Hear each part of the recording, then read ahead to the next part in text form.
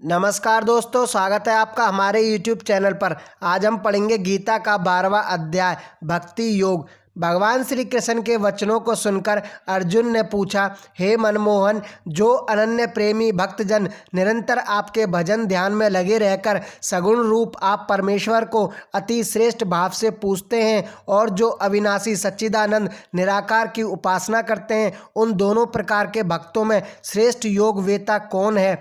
इस पर भगवान श्री कृष्ण बोले, हे कुंती नंदन अर्जुन, जो भक्त अपने मन को मुझ में एकाग्र करके निरंतर मेरे भजन ध्यान में लगे रहते हैं और अतिशय श्रेष्ठ सिद्धा से युक्त मुझ सगुण रूप परमेश्वर को बसते हैं, वे मेरे लिए योगियों में भी अति उत्तम योगी हैं, अर्थात उनको मैं अति श्रेष्ठ मानता हूँ। जो प्राणी इंद्रियों को अच्छी प्रकार से वश में करके मन बुद्धि से दूर सर्वव्यापी अखतनीय स्वरूप सदा एक रस रहने वाले नित्य अचल निराकार और अविनाशी सच्चिदानंद ब्रह्म का एकाकी भाव से ध्यान करते हुए उपासना करते हैं, वे संपूर्ण प्राणियों के हित में रत हुए तथा सब में समान भाव वाले योगी भी मुझे ही प्राप्त होते हैं। हे अर्जुन, उन सच्चिदानंद निराकार ब्रह्म में आसक्त हुए चित्त वाले पुरुषों के साधन में क्लेश अथवा परिश्रम विशेष है। जब तक शरीर में अभिमान रहता है तब तक शुद्ध सच्चिदानंद निराकार ब्रह्म में स्थित होना कठिन है।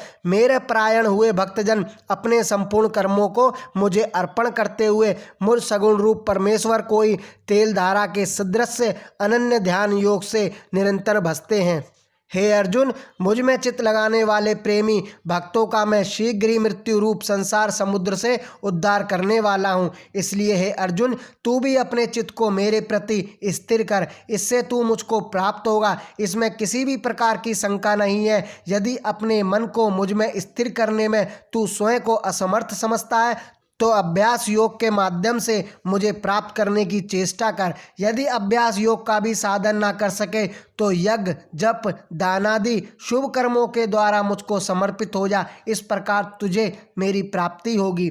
हे पार्थ, यदि तू कर्म परायणता में भी अपने आप को असमर्थ समझे तो जितने भी शुभ कर्म करे उनके फल की कामना न करते हुए मुझे समर्पित कर दे, क्योंकि तत्व को न जानते हुए भी अभ्यास करने से श्रेष्ठ परोक्ष ज्ञान है, अर्थात मेरी महिमा का श्रवण और शास्त्रों का अध्ययन करने से मुझ परमात्मा का जो ज्ञान प्राप्त होता है वही परोक्ष ज्ञान है। मेरे स्वरूप का ध्यान करना परोक्ष ज्ञान से अधिक श्रेष्ठ है और ध्यान करने से भी अधिक श्रेष्ठ है निष्काम कर्म करना। निष्काम कर्म करने से मन में आनंद की प्राप्ति होती है। निष्काम कर्म सर्वश्रेष्ठ कहा गया है। भगवान के निमित्त कर्म करने से मन में प्रीति व श्रद्धा भाव जागृत होते हैं, जिससे निरंतर भगवान का मनन होता रहता है। इसलिए निष्काम कर्म ध्यान से भी अधिक श्रेष्ठ होता है। हे अर्जुन, जिसमें द्वेष भाव नहीं है, जो स्वार्थ रहित दयावान मोहरहित सुख दुख में भी सम क्षमा भाव से युक्त योग में लीन लाभ हानि से भय रहित मन व इंद्रियों को वश में करने वाला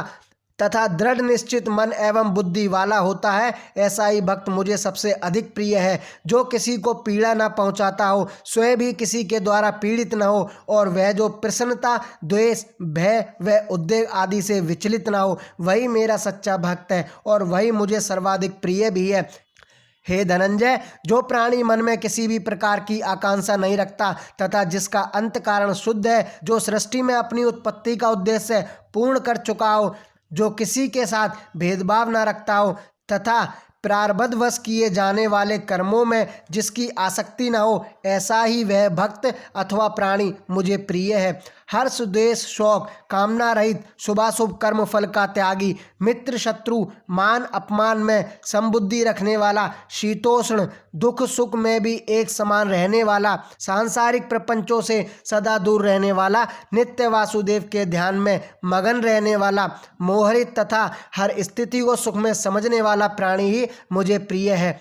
हे अर्जुन, जो मेरे परायण हुए अर्थात मुझे परम आश्रय परम गति सबका आत्मा रूप सबसे अलग व परम पूज्य समझकर मन और आत्मा को शुद्ध किए हुए हैं, मेरी प्राप्ति के लिए तत्पर श्रद्धा युक्त प्राणी तथा धर्म में अमृत का निष्काम भाव से सेवन करने वाले भक्ति मेरे परम भक्त हैं।